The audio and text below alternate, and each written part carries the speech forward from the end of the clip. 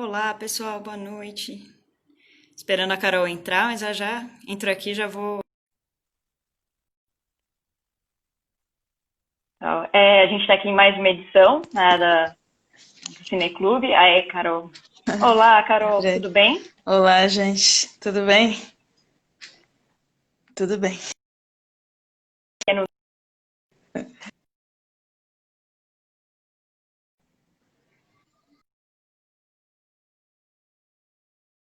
Foi? Agora foi.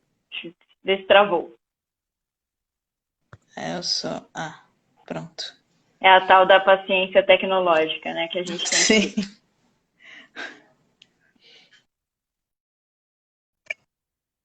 Foi? Alô?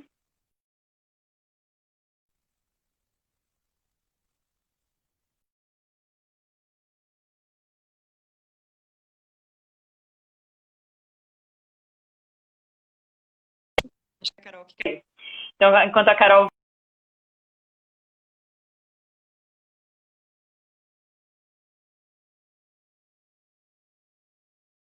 volta, eu vou apresentando aqui, né? A gente está aí todas as quartas, né? A gente está com o Cineclube do Entre Todos, às 20 horas, discutindo um filme, né? E todas as discussões que eles geram ali a partir, né, de um filme que fica ali durante a semana conosco. Então, essa semana a gente está com A Felicidade Delas, é, cuja direção é da Carol, né, Carol Rodrigues. Oi, eu Voltou. voltei. Olá! Olá.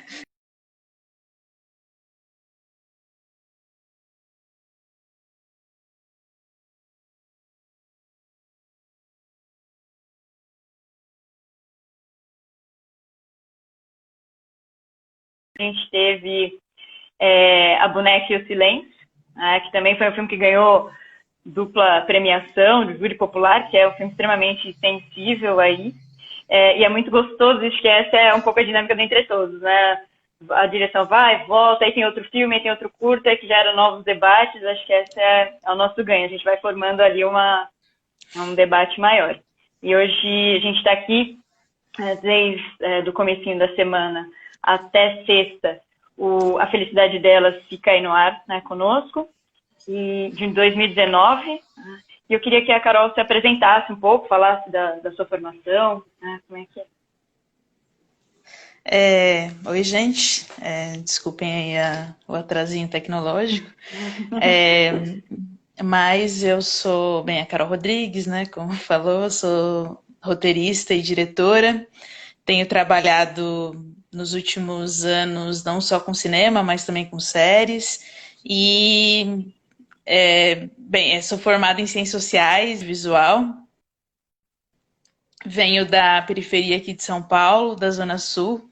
É, e, e não sei, assim, eu acho que as minhas principais questões estão muito expressas nesse filme. Eu acho que ele é muito um manifesto pessoal, assim, de uma série de questões, mas desejos pessoais de buscar formas de existências negras, sapatão, livre, aspiracional, buscando um mundo em que a gente consiga desconstruir esse imaginário que tenta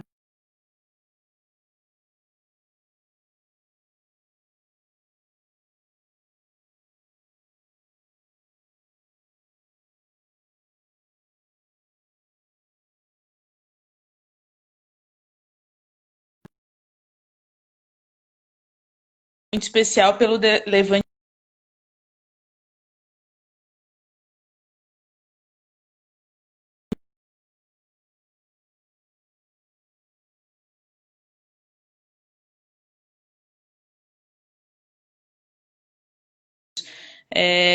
daqui em diante. E eu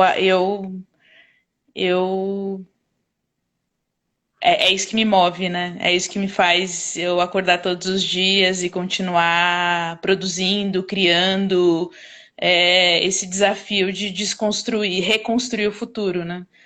Pensar o passado, refletir como a Bell Hooks coloca, né? Visitar o passado para reconstruir o futuro, né? A gente está inventando o futuro. Sim, Então, e eu acho que é um filme que ele traz ali uma, né, e acho que no contexto que a gente está, né, no mês do orgulho LGBTQIA+, em todos os reflexos aí que a gente teve, né, com os protestos raciais, né, que vieram ali a onda que veio dos Estados Unidos a partir do assassinato do George Floyd, e acho que o olhar que a gente tem, né, para o filme ali abre um monte de questões, né? E acho que é um pouco isso, né? Que, assim, Carol, conta pra gente como é que foi esse processo criativo aí do filme, né? Porque ele é extremamente atual e um pouco atemporal, né? Porque ele traz ali uma dinâmica de assuntos, né? Que depois a gente vai desenrolando, mas que ele traz uma dinâmica bem interessante. ele é atual porque, bem, a gente vive numa sociedade atravessada pelo racismo, pela LGBTfobia, pelo machismo, né, pela misoginia, esse desejo de conter e destruir. E eu acho que por isso que acaba sendo atual, né? Uma ideia que surgiu. É engraçado, assim, porque ele veio. A ideia original, o primeiro pavio, assim, a primeira fagulha, né? Veio do meu TCC que não se realizou. Ele não. A gente fez greve na USP, e por conta da greve a gente acabou não realizando o TCC. Mas tinha uma cena nesse TCC. Eu queria dizer que era uma comédia romântica lésbica. Todos temos nossos desejos e Uhum. que a gente traz da nossa adolescência, que a gente gostaria de ter assistido e não conseguiu. E só que tinha uma cena em que essas personagens elas vagavam por dentro de um prédio, tateando essa relação que começava a se construir. E E num determinado momento tinha um instante de realismo mágico, eu sempre flerto muito com isso, assim, eu acho que a nossa realidade não dá conta dos nossos. Não dá conta do nosso programa, sabe? Não dá conta desse mundo que a gente quer Uhum. inventar, a gente precisa inventar, então a gente vai ter que lançar a mão de formas que ainda não foram inventadas, né? E passa pelo realismo mágico, assim. É, e E aí eu ficava perseguindo essa cena, né? Essa cena eu insistia nesse projeto justamente porque eu gostava muito dessa cena. Eu gostava, tinha um desejo estético, tinha um desejo desses corpos no escuro, se buscando, se olhando, se encontrando. Então eu comecei a construir felicidade, né? A partir desse ponto veio a cena final, né? É, Uhum, porque afinal de contas, sexo é água, né? Sexo é explosão, sexo uhum. é que a gente até conversou sobre isso. Mas É, fui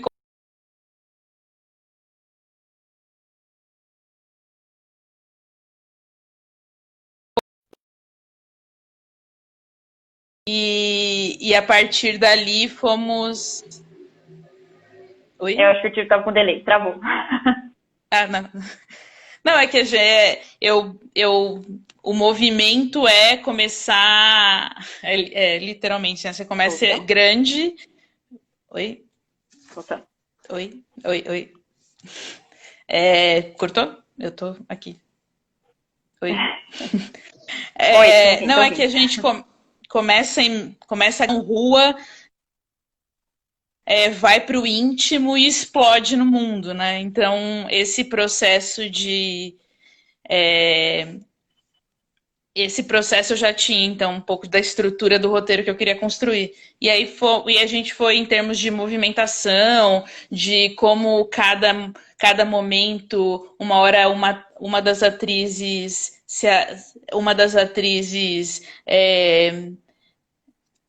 dá um passo enquanto a outra recua, e esse jogo que tem entre elas foi algo que eu fui construindo com as próprias atrizes, né? A Tamires e a Ive, que foram maravilhosas durante todo o processo. Elas embarcaram nessa antes até da gente ter ganho o edital da SPCine, acreditaram junto comigo assim nessa história, que acharam que era importante contar. E aí foi a partir disso que a gente. Não, que isso começou a ser desenvolvido, né? Tinham vários desafios do ponto de vista de investigação Uhum. estética, né? A própria questão que, nossa, é uma recorrente dentro do cinema, existe esse mito de que peles negras não são bem fotografadas no escuro. Uhum. É, e bem, eu fiquei muito feliz de ter nesse interim ter surgido Moonlight. Antes tinha Pariah, que era a minha grande referência, né, da Dee Reese. Aham. E Moonlight veio a reforçar esse argumento. A gente estudou muito Moonlight porque teve várias discussões sobre a fotografia de Moonlight, então foi muito bom para a gente se basear, pensar em filtros, pensar em lentes, pensar justamente.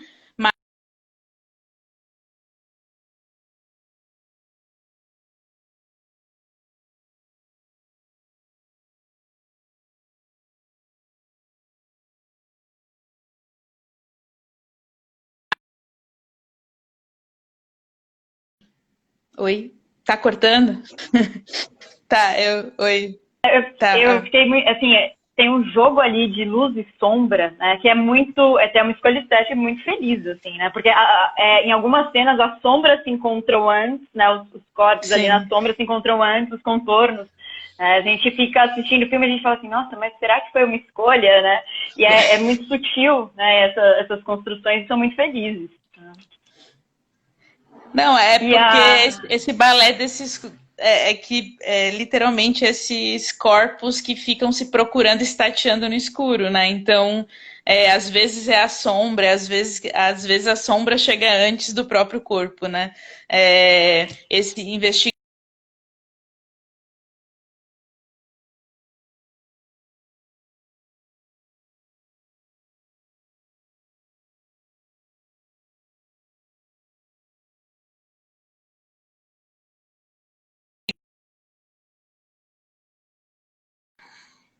Oi, oi. Oi, oi, tô oi. aqui, tô aqui. E é muito feliz essa escolha, né? E você fala, e a imagem que vem desses corpos, né? Desse encontro, desencontro, dessa aproximação e dessa fuga, é exatamente a imagem de uma dança, né? Que Sim. acontece ali, que vai ficando cada vez mais próxima, né? E vai trazendo. Ah, E como é que foi a relação com as atrizes? Porque, assim, as primeiras cenas ali entre elas, né? Eu acho que. Não sei se eu vou dar spoilers para quem não assistiu, né? Mas, assim, super, né? Assim, a primeira cena ali do contato entre elas, né? Da polícia, que elas estão se comunicando ali à distância, só com base no olhar, já mostra uma relação de cumplicidade, né, que é incrível, que a gente não precisa ali falar nada, né, mas o filme diz muito, né, a troca de olhares entre elas foi muito feliz. Como é que foi essa escolha aí? então, foi convite, né? Uhum. Não, porque a Tamires entrou primeiro no projeto e ela trouxe a Ive, que era uma amiga, já havia essa intimidade entre elas, e o filme emprestou, para não dizer robô, né? Essa intimidade delas em tela, assim. Mas eu acho que não seria possível se essa relação já não existisse a priori, né? É, então foi muito dessa construção, assim, né? Precisa ter uma certa. Assim, a gente está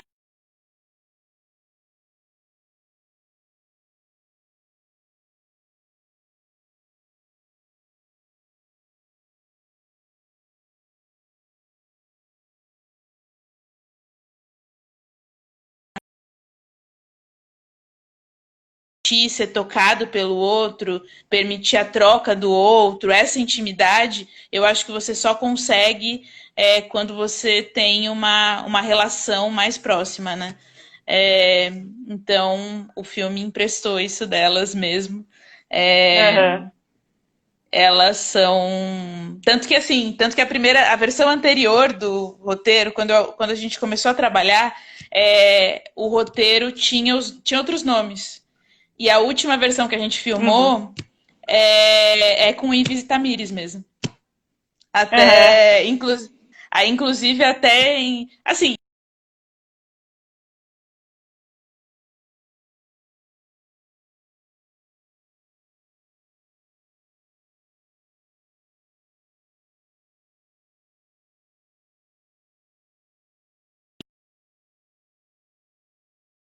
essas personas de ativistas são ficcionais, né? Por exemplo, né? Mas mesmo assim, foi bastante inspirado nelas, assim. E como é que foi? O protesto inicial ali, ele era uma cena de um protesto real? Ou É o era, 8 de foi... março. A gente filmou Era 8 de durante o março 8 de mesmo? março. A Que gente bacana.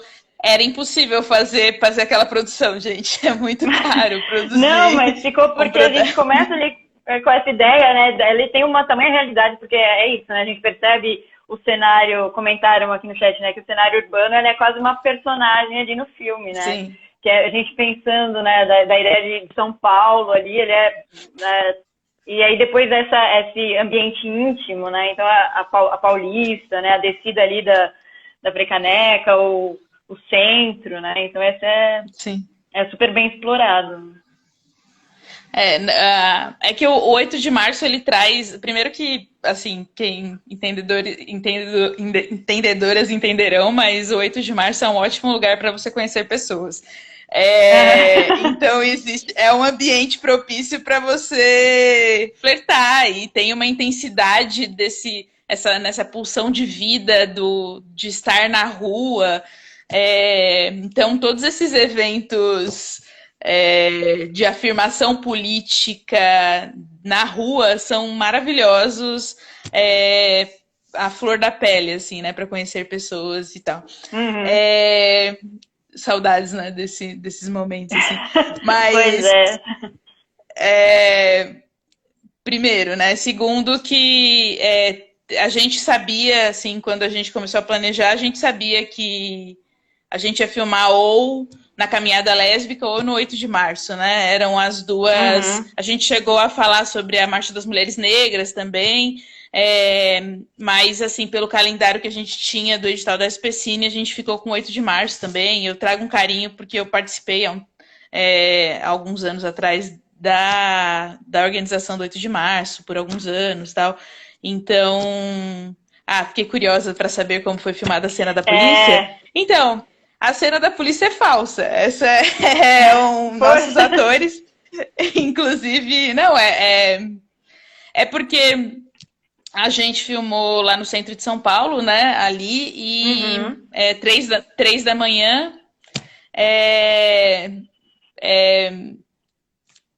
E a gente tem nossos, inclusive o pessoal da arte que tá como figurantes da polícia. Então foi isso, a gente fantasiou um carro e fizemos a polícia. Eu Nossa, acho ficou... que porque tem o corte ali dele chegando, né, na manifestação, sim. e depois, assim, ficou super... É isso, né? Eu também fiquei curiosa, porque eu falei assim, mas como é que foi feito isso, né?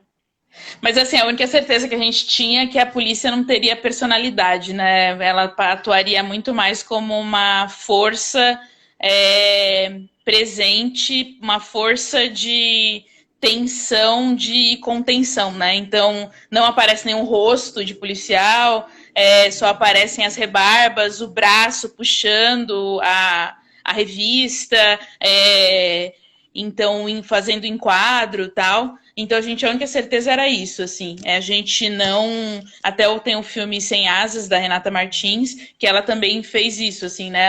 Ela esse desejo de você trazer a polícia como uma força antagonista, né? Como essa força destruidora, mas que não tem persona. Então você não mostra o rosto, não dá nenhum tipo de peso nesse sentido, nessa construção, né? Uhum. Então, e aí é engraçado, porque a gente sequer conversou na época, e eu lembro que a gente viu vários filmes numa mesma época, trazendo a polícia dessa forma, né? Eu falei assim, nossa, é esse desejo, né? Esse desejo de você... Bem, a gente discute essa questão da importância de destruir e acabar com essa instituição da ditadura, né? Essa reminiscência da ditadura que é a polícia militar, né? Então, que aliás estão discutindo isso nos Estados Unidos Também, né? Também. Que a gente está vendo essas pontes de discussão e como você vê como tem ecos, né? ainda que a gente tenha uma Sim. formação cultural muito, muito particular, né? Inclusive, a gente tem uma particularidade da formação brasileira, que é o etnocídio com a população indígena, que não se fala a respeito, não se fala a respeito, aliás, tem um silenciamento agora nessa época de Covid ainda maior, mas isso é base fundamental da nossa formação enquanto população, né? Inclusive população negra, indígena, essa figura híbrida que são os pardos, né? Dentro disso. Mas eu acho que, assim, tudo para dizer, tem pontes muito diretas com o que está acontecendo nos Estados Unidos e a gente fortalece as lutas conjuntamente, né? Não é só olhar para lá e falar, olha que legal, tá? Mas de que forma as lutas lá podem fortalecer as nossas lutas aqui, né? Porque nós temos os nossos George Floyds, a gente tem né, o que aconteceu com o João Pedro, a gente tem... Né, o que aconteceu com o Miguel, cara, que foi destruidor, né? Então a gente tem, né, histórias de Cláudia, de Diogo, de uma série de coisas. A gente tem muitos George Floyds aqui e eu não sei, a gente está num momento muito, muito especial em todos os sentidos, assim, né? Violento e doloroso, mas também potente, em que as pessoas estão estranhamente tendo esperança, sabe? Do lugar mais improvável possível, né? Mas não sei, eu tô... Nem lembro qual é a pergunta, desculpa, foi... Não, eu tô falando da questão da violência policial, né? E tinha... a Manu trouxe, né? Da polícia militar na rua, né? E existe uma grande questão que eu percebi isso no filme agora, né? Que no começo né, os tiros, né, tem a força bruta ali, a presença, e depois isso vai sendo meio introjetado, né, porque esse, né, a gente tirar o olhar do outro e colocar para nós, né, porque aí de repente só aparece a luz, né, de repente só a sirene, e aí a gente continua naquele clima de tensão, né, a gente introjeta essa violência, né. Sim, era a certeza que a gente tinha, né? Que uma vez que elas entrassem naquele espaço, a polícia ia se apresentar, ela ia chegar, então ela tá ali, através da luz, do som, que vai espremendo elas naquele espaço contido, mas até o momento em que explode, né? Literalmente. Elas não podem mais ser contidas, assim. Mas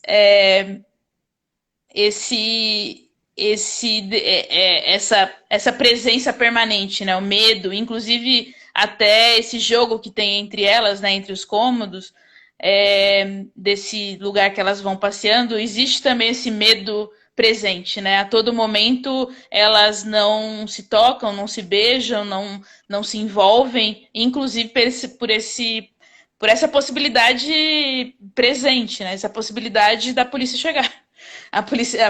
Essa possibilidade concreta, certo? Elas não. O momento que elas relaxam é justamente o momento que a polícia chega. Então, o momento, né, que é o primeiro momento em que a personagem interpretada pela Tamires sorri de volta, né? Ela é esse momento de relaxamento, que é quase, assim, não é permitido o relaxamento, né? Você tem que ficar tensionado o tempo todo. Vigilância constante, né? Sim. E aí a gente, no desenho de som, foi uma das coisas que a gente mais tomou cuidado, assim, né? Para trazer isso presente em múltiplas instâncias. Então, tá sempre ao fundo, passando. Então, tem o helicóptero da polícia, tem sirene, tem gritos, tem... Então, assim, para estar sempre, sempre, sempre presente, assim. De alguma forma, né? Mas para você nunca esquecer. E como é que foi a escolha da música da Lineker no final? Porque assim, é isso, né? Depois que acontece tudo aquilo, toda aquela relação, tensão de medo, finalmente, né?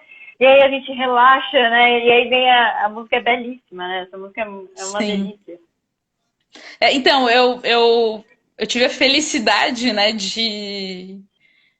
dessa música ser lançada pouco antes, no meio da montagem. No meio da montagem. E ela tinha exatamente o tom de sensualidade Não, literalmente, né? A sensualidade contida que explode, né? Eu até eu lembro que no e-mail que eu escrevi para ela, eu falava exatamente isso, assim, sabe? E a gente tinha os ensaios, né, do filme, e eu sou meio obsessiva com isso, então eu tinha um photoshooting, né, do filme, assim, e eu testei com a música, eu falei, gente, é perfeito, eu comecei a me apaixonar pela música, assim. Não, porque é isso, e você fica meio obsessivo, isso não é muito saudável quando você está realizando um filme, porque, né, depende de muitas questões, inclusive financeiras e tal. Mas ela foi muito gentil em ceder o filme em CD pra gente. E a escolha foi isso, assim. Primeiro, a admiração pela Lineker de forma geral. A afirmação política através da sensualidade, do corpo, da existência. E eu acho que o ritmo lembra muito um rio que flui.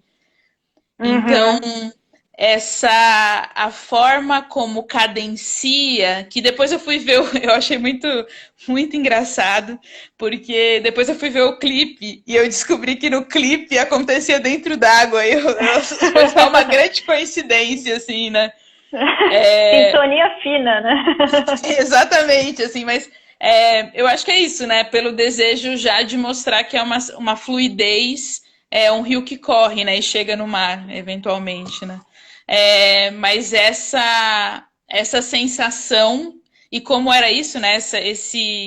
Esses corpos que se liquefazem e tomam a cidade, eu sentia que a música fazia isso, né? Então, nada melhor, assim. Tanto que os créditos duram o tempo da música, né? A gente fez de forma... Não é que... a gente não cortou a música inteira, porque precisava, sabe? É um relaxamento, assim, sabe? E, ao mesmo tempo, uma ode ao amor e às relações, né? Então, foi um casamento perfeito, assim, de... não fazer a afirmação. Só uma figura de linguagem. Mas é ótimo, assim, porque é isso, né? É o alívio ali da tensão, né? Sim. É muito interessante. A Lenira está perguntando aqui no chat, né? Por que você optou pelo não diálogo verbal? Então, você sabe que nasceu com diálogos essa história. Então, tem uma versão que era essa conversa nesse espaço, assim, que eu sempre brincava falando assim, cara, é como um bar lésbico, sabe? Esse lugar que você vai para buscar possibilidades de existência. De uma geração, agora é um pouco mais... eu falo assim, nada melhor do que a perspectiva histórica para você ser otimista, né? E como... Não, é verdade, o pessimismo é reacionário, assim, né? Porque eu tenho 35 anos, então tenho um pouquinho mais de vivência aí. E há 10 anos, eu tô com a minha esposa há 12 anos, e eu falei, quando a gente começou a namorar 12 anos atrás, a gente olhava em volta antes de se beijar, sabe? E hoje, a gente se sente muito mais tranquila, por mais que falem da tal onda conservadora, etc. Eu acho que, inclusive, justamente o nosso avanço alimentou o desejo do retrocesso do lado de lá, entendeu? Então, a força do lado de lá vem com ímpeto de anulação dos nossos avanços, né? Seja as conquistas negras, LGBTs, de mulheres, assim, sabe? E eu falei, eu não tenho como ser pessimista olhando minha vida 10 anos atrás, minha vida hoje, sabe? Não tenho, sabe? Pensar que eu não conseguia citar 5 cineastas negros e agora a gente tem mais de 100, sabe? Então, e a gente tá organizado em grupos, em coletivos, nossa, não dá para comparar, não dá para comparar. De 10 anos atrás para hoje, cara, não dá. Então, mas aí nasceu com diálogos, né? Mas durante os ensaios a gente foi percebendo que os diálogos eram inúteis. Assim, não é que inúteis, mas eles estavam reiterando, por mais que se trabalhasse, óbvio, né? Poderíamos chegar num lugar em que os diálogos não eram reiterativos, mas a gente sentia que eles estavam sobrando, assim, sabe? como uma... eles não precisavam. A troca de olhares delas era suficiente, assim, elas são atrizes fenomenais, assim. E a gente foi sentindo isso, elas sentiram isso. A gente falou, então vamos tirar os diálogos, assim. Sabe, o momento da voz, o momento do grito é o momento da rua, né? O momento da manifestação. É onde elas têm voz, né? Onde você consegue ouvir a voz delas. E depois é todo momento de vamos encontrar outra forma de existir aqui, né? Não só através da afirmação dessa palavra verbal. Então, Ah, tá. Não, é que eu fui ver... Mano... no Entre Todos a gente só começou a receber filmes trans, sim, né? E hoje... pouco antes de entrar aqui, eu tava vendo uma da Júlia Caterine, sabe? Com a Alice Marconi. Então a gente tem muitas realizadoras, né? Os coletivos indígenas, sabe? A gente tá falando de um outro momento histórico, assim. Eu insisto em dizer, a violência do lado de lá é uma violência para tentar conter o nosso avanço do lado de cá, sabe? Então... É o inversamente proporcional, né? Quanto mais avança, também mais resistência tem a esses direitos. Sim.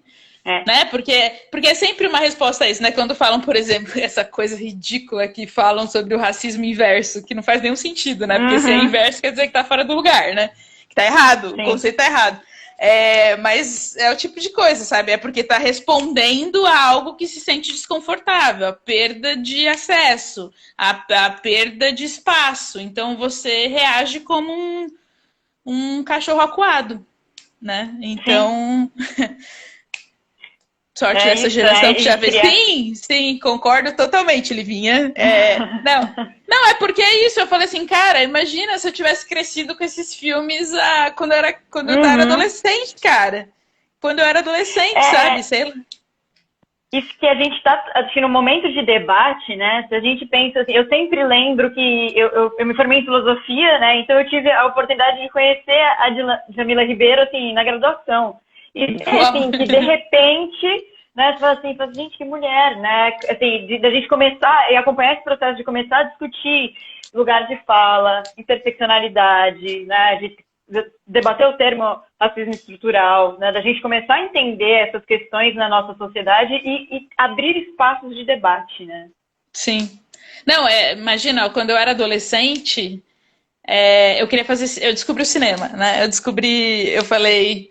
É uma coisa louca, eu não sei se todo mundo que está aqui com a gente é de São Paulo, mas uma coisa de São Paulo é essa questão de que você tem o centro, né? Que é esse centro que hoje está um pouco diferente, né? Tem uma questão que a imigração tem mudado um pouco a configuração de São Paulo, mas de qualquer maneira, São Paulo foi durante muito tempo isso de que você tinha o centro expandido como um lugar de classes mais altas e a periferia, né? Que eram os trabalhadores também, mas que tinham menos dinheiro para morar no centro, assim, né? E aí eu tinha uma amiga que me apresentou a Paulista, onde tinha o corredor cultural de cinemas, né? Fechou muita coisa, mas ainda tem muita coisa.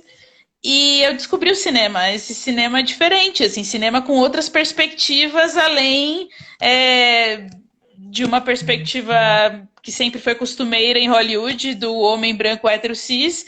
E eu comecei a me interessar, inclusive muito cinema asiático, que era interessante, que trazia outras formas de pensar, que flertava muito com realismo mágico, cinema latino-americano e tal. E aí eu comecei a frequentar aqui a Paulista, mas aqui em São Paulo, né?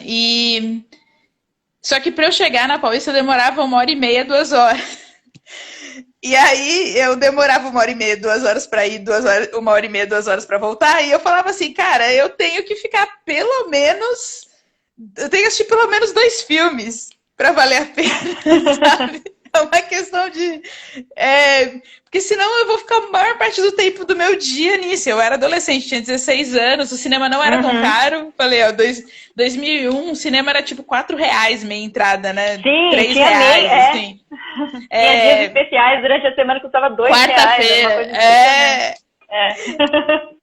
E aí eu assisti, por exemplo, quando eu tinha 16 anos, eu assisti 201 filmes no cinema. Eu lembro que eu guardava Nossa! Não, e me descortinou esse desejo, né? Eu quero produzir isso daí. Eu escrevia muito, eu sempre escrevi histórias meio maluquinhas, assim. Histórias meio bastante fantasiosas, né? Assim. E eu falei, eu quero fazer isso daí. Só que na época eu achei que eu não ia conseguir passar na USP, porque era o único curso de cinema na época em São Paulo, né? Tinha a UF no Rio e tal. Não tinham todas as federais, né? 2000, a gente está falando de 2001. E aí eu fui conversar com o Noel de Carvalho, que na época estava junto com o Jefferson D no Dogma Feijoada, né? Que foi esse cinema que reivindicava a presença, um cinema negro, né? Não foi a primeira vez que isso foi reivindicado, mas foi um dos movimentos que teve bastante relevância, né? O Jefferson Day, inclusive, ainda está produzindo e tudo mais. E eu fui conversar com ele e ele fez sociais. O Noel de Carvalho, né? E aí ele falou pra mim, vai fazer sociais, porque na época eu queria fazer documentário, nem queria fazer ficção ainda, e aí eu fui fazer sociais, por isso que eu fui pra sociais, sabe? Por causa dele. Ele não deve lembrar de mim, né? Afinal de contas, eu tinha 16 anos na época. Mas é muito louco, assim, né? Eu falo assim, cara, olha como São Paulo acabou formando como a geografia de São Paulo influenciou dentro da minha construção como profissional hoje, assim, né? Então, não sei, até eu acho engraçada essa história. Eu falei assim, né? Porque é uma particularidade de São Paulo, né? Muito, sei lá, o Rio de Janeiro é diferente, né? Que você tem essa pressão entre classes muito, muito direta, né? Então, assim, você tem o choque racial de classe muito, muito à flor da pele, assim, né? Então, exatamente. São Paulo esconde. Tanto que o próprio... você é conhecido como um movimento imigratório, né? Você voltar para casa é conhecido como movimento imigratório, o tempo que você passa nesse trânsito, né? Então, não sei, isso acabou me influenciando bastante, por isso que eu trago a cidade sempre como um personagem, ou pelo menos a arquitetura, né? Meu longa... Porque a boneca e o silêncio também tem isso, sim, né? A cidade ali, a periferia, né? A questão... também traz essa dimensão social, né, na cidade. Sim. Desculpa, longa. Não, é porque, assim, por exemplo, até o filme que eu fiz com a Vanessa Oliveira, O Mãe Não Chora, ele também faz isso do deslocamento para o centro, sabe? Esse momento de reconexão da mãe com a filha. E o longa que eu espero conseguir filmar no que vem, né? Não sabemos, tem sempre uma questão. Mas... ele se passa todo dentro de uma casa. Ele só tem uma... Não vou dar spoilers. Mas ele se passa inteiro dentro de uma casa. Sim. Bacana. A gente tem uma pergunta que também é algo que, assim, surpreende, né? A Manu está perguntando, né? Da última cena do filme, né? Para você avançar um pouco mais. Já falou algumas vezes do realismo mágico ali. Como é que... principalmente porque você começa ali pelo fim, pensando a concepção do roteiro e tudo.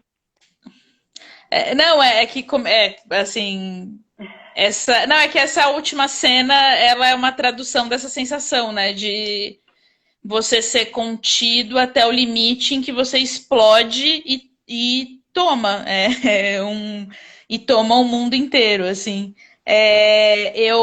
Para mim é muito natural a fantasia, assim, para mim é muito natural você não se restringir ao realismo, até porque a gente está criando mundos, né? Eu comentei, a gente está inventando o futuro. Se a gente está inventando o futuro e com uma perspectiva aspiracional de quais são os corpos que merecem viver, sentir, se relacionar. Se a gente está nessa perspectiva, então necessariamente a gente vai ter que pegar emprestado elementos da fantasia, né? Então todas, assim, para mim é muito natural. Por exemplo, no Boneca e o Silêncio, a mãe e a filha se encontram. Ela dorme criança e acorda. Ela dorme adolescente, acorda criança e é amparada pela mãe. Ela reencontra mulheres de diferentes gerações. Ela se concretiza, se materializa os olhares julgadores sobre ela. Que, aliás, tem uma cena muito parecida no Mãe Não Chora. E nada mais natural que duas mulheres que vivem seus desejos explodam e tomem a cidade, não se deixem conter, e é uma água infinita, né? Porque é uma água que vai muito além dos próprios corpos, né? Elas contêm ali um universo inteiro e esse universo toma a cidade. Então, para mim era muito natural isso acontecer. Mas, não, é que eu fico pensando... Não teria como... aliás, até teria, mas teria muito mais tempo de ter... É muito... Quando você vai para... a onda lésbica tomando a cidade, exatamente. É a onda lésbica tomando a cidade.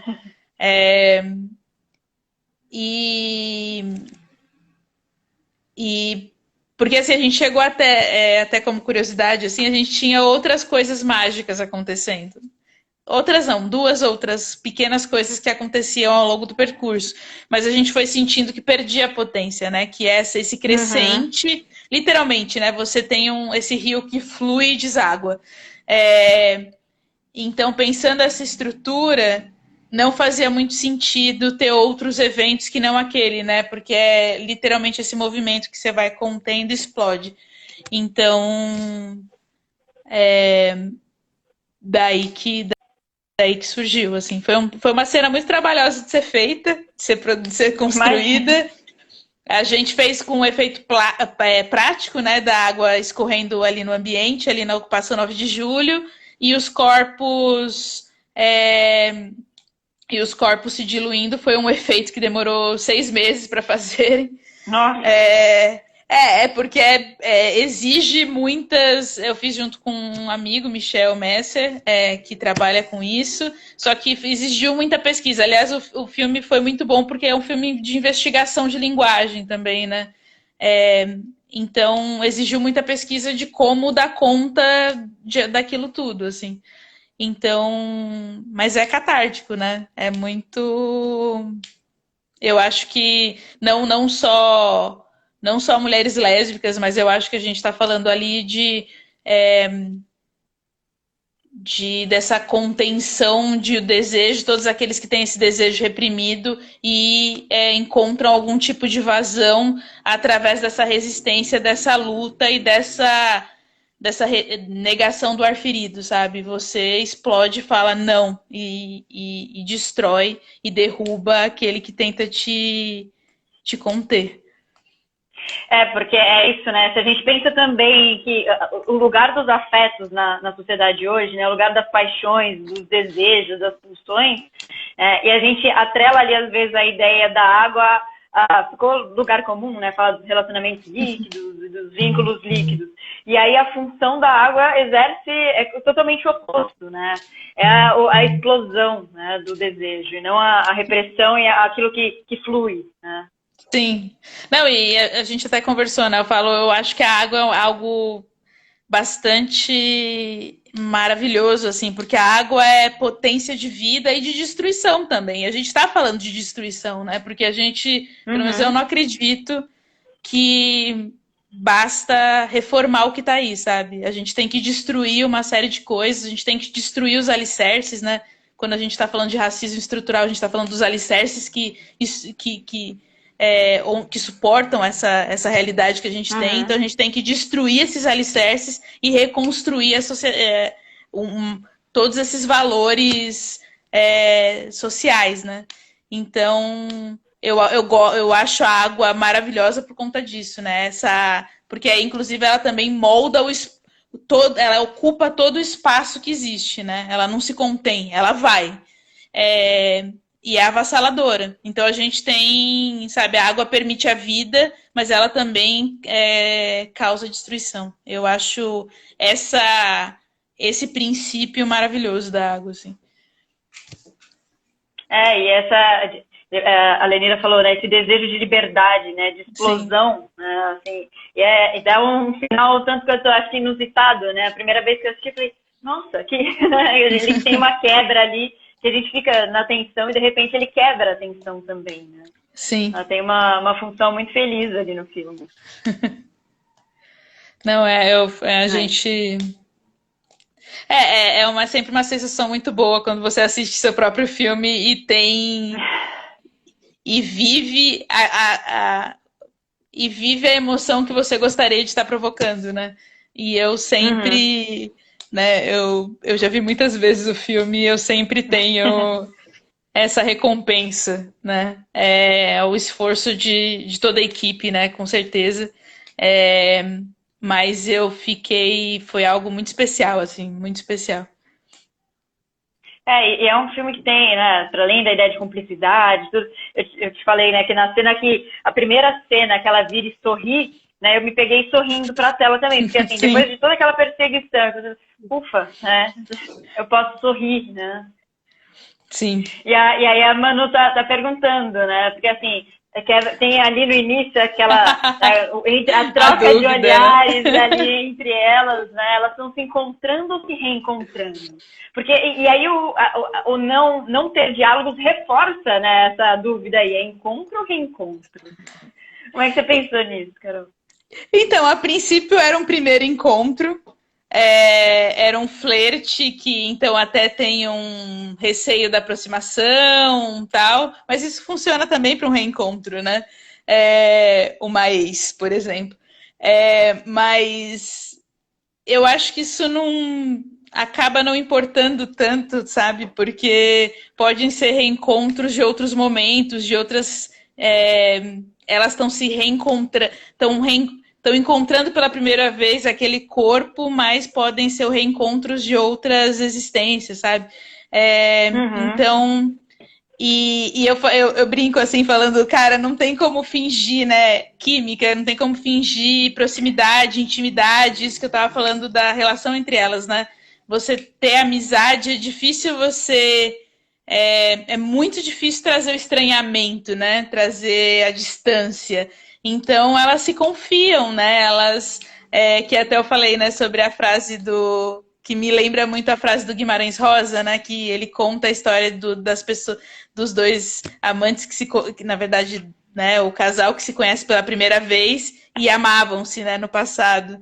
E é como essa sensação de intimidade tão maravilhosa que já se conjuga no passado, né? Já existia. Mesmo que seja a primeira vez, já existia, né? Eu não sei, elas trouxeram essa sensação de duração, né? Essa sensação de proximidade, essa de reencontro, né? Tem esses vínculos dessa... que, por exemplo, você está falando entre mulheres negras, né? Mais do que de sororidade, de dororidade, né? No sentido do vínculo da dor, mas eu acho que é muito isso de você se reencontrar no outro, né? Então, eu acho que elas se reencontram na outra durante esse momento. Sim, e o que eu falei, né? É muito nítido a forma como vai sendo conduzido, né, essa cumplicidade entre elas, né? É muito interessante, assim. Deixa eu ver se perguntas aqui. A Lenina perguntando, né, se a equipe do filme é toda composta por mulheres. 80% dela. E desses 80%, tem 40% de mulheres negras. O que a gente não conseguiu a paridade, que era o que a gente buscava, foi um problema, mas que a gente tem conversado muito sobre isso. Mas eu falei assim, não tinha. Eu falei assim, a única pessoa que não tem muito espaço dentro do filme é o homem branco hétero, né? Não, é porque já tem, né? Tem aí um monte de filme que a cota é só para homem branco hétero cisgênero, né? Então a gente está buscando. Não sei, eu acredito muito num cinema de diversidade, mas assim, diversidade de corpos, diversidade de orientações, identidade de gênero, preponderantemente negro, mas que traga essa diversidade de pontos de vista, perspectivas e existências, né? Porque essa diversidade sempre constrói. É isso que eu falei, né? Eu falei, eu quero inventar o futuro, então, para inventar o futuro, eu tenho que trazer diferentes perspectivas, né, para isso. Sim. Então, aliás, foi um set muito bom de estar, assim, foi um set. Assim, a cena do. A única cena que a gente fez de forma mais íntima, né? Que a gente ficou só com a diretora de fotografia, a diretora de fotografia, eu e a assistente de direção, foi a cena do sexo, né? Assim, entre elas ali, que a gente ficou mais...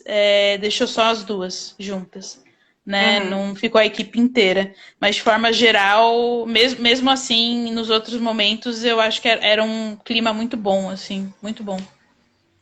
E eu retomo aquilo que a gente estava discutindo, né? das ideias também de representatividade, né? De a gente trazer em toda a equipe ali essa presença, né?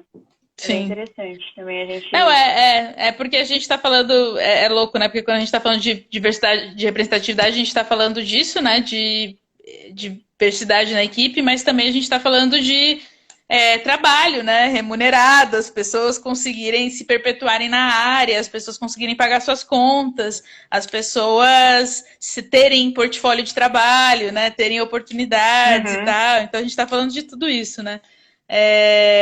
E eu acho que esse é o mais importante, né? Quando a gente está fazendo essa discussão, né? Não só o que nós vemos na tela, mas como a gente vê atrás da tela e o que a gente vê atrás das relações que se estabelecem atrás da tela, né? Esse cotidiano de trabalho, né? E consequentemente, de transformações sociais, né? Que o cinema possibilita aí. Tanto para quem aqui produz, né? Quanto para quem está ali assistindo. Acho que essa é a grande questão. Carol, eu acho que eu vou perguntar aí, eu sei que você não vai dar spoiler pra gente, mas quais são os seus próximos projetos? Como é que você tá? De cinema ou série? Cinema, pode né? Ser, pode ser os dois. Não, pode ser. Não, cinema, então, eu tenho um longa chamado Criadas, que a gente conseguiu a maior parte do dinheiro para filmar, ainda falta uma parte, mas de qualquer maneira a gente já está planejando, né, fazer isso. Eu estou trabalhando ainda no roteiro, mas de qualquer maneira a gente já está dando alguns passos nisso. Ele é um filme que trata sobre as questões de racismo e colorismo dentro de uma família negra.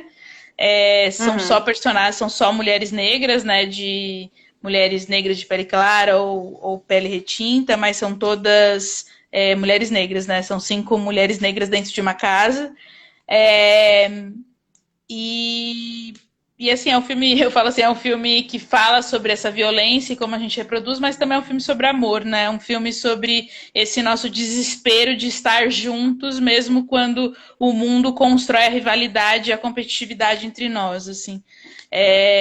Então, é um filme delicado e difícil, mas que tem me animado, assim. Eu acho que a gente está num momento muito interessante de fazer essa discussão, sabe? De dar um passo além,